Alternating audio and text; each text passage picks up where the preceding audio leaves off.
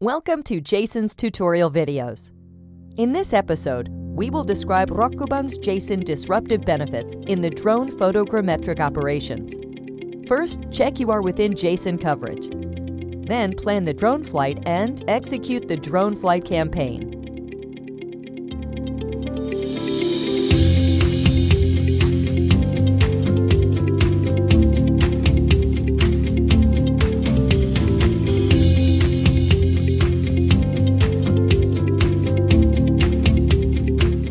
Retrieve images and GNSS data from SD cards.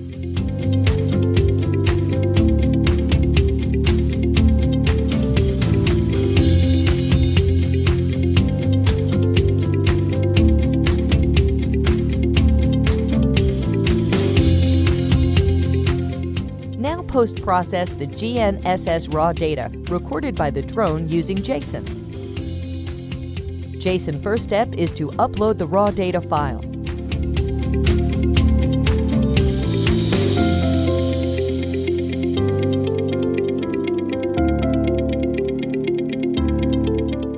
Afterwards, every picture metadata time and position is uploaded to JSON.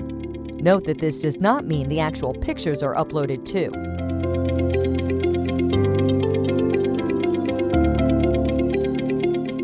After that, launch the processing and wait. JSON will automatically fetch data from the closest base station to compute PPK GNSS processing and will provide precise coordinates for the uploaded images.